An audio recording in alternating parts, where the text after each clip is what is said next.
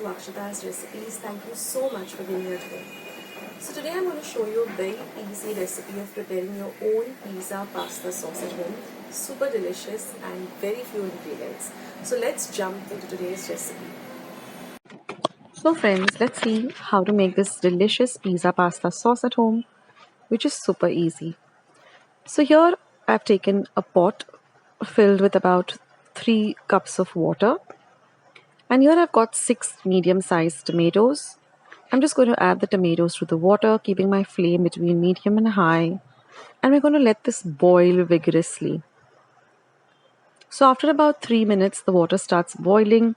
Let it be on a high flame and let it boil for exactly 5 minutes. Now if you take a closer look, you will see that the tomatoes, the peel starts separating like this. That's when you'll switch off the heat and let the tomatoes remain in the water for another 1 minute. Now here I've got a bowl filled with cold water to which I've added some ice cubes, and now we're going to transfer these tomatoes into this ice bath.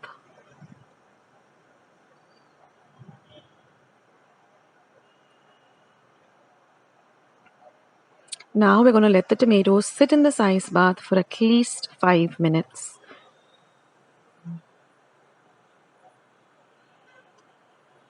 So basically we're just blanching the tomatoes. And now we're just going to let it sit in the cold ice water, and once it's about after 5 minutes, we're just going to take off the peel. It comes off so easily, as you can see. And the tomatoes are also cooked very nicely and evenly.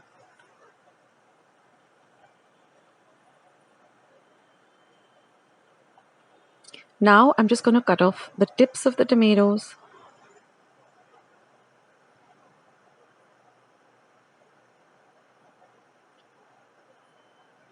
And I'm going to transfer this to my mixer jar and make it into a very smooth, lump-free puree. And here our tomato puree is all ready. So now let's make the sauce. So here I've taken a pan to which I'm going to add 1 tablespoon of olive oil. Now you know that olive oil does not need to be heated. So immediately I'm going to add 5 cloves of garlic that I've chopped really fine. We're going to fry the garlic in the oil because we want to flavor the oil with this garlic.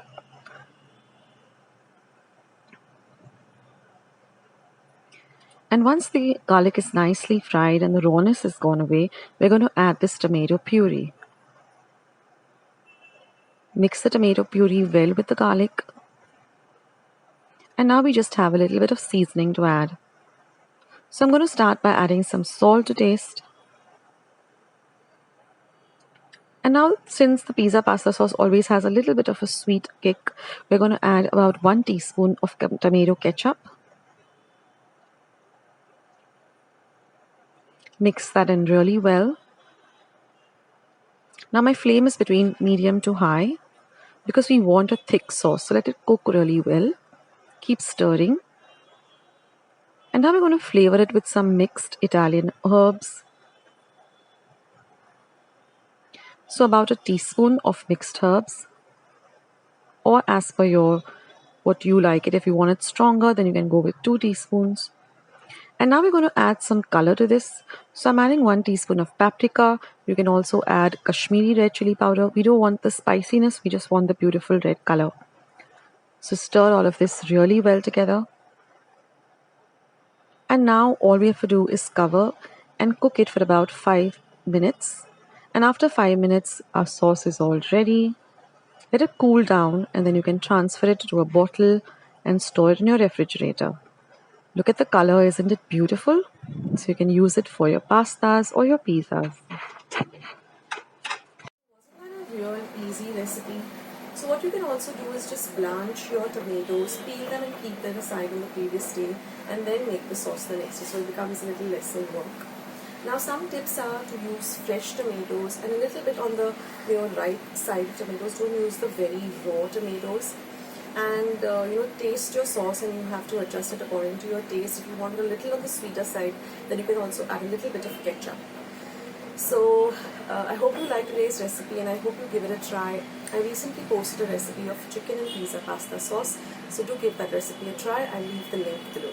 If you liked today's video, then don't forget to leave a big thumbs up by clicking the thumbs up icon that you see below this video. Also, don't forget to hit the red subscribe button that you see below this video. And once you subscribe, click the bell that you see at the side and click all. That way, whenever I put up a new recipe, you'll get a message for the same. So thank you so much for being here today and being a part of Akshata's recipes. I'll catch you soon. Take care, guys. Bye.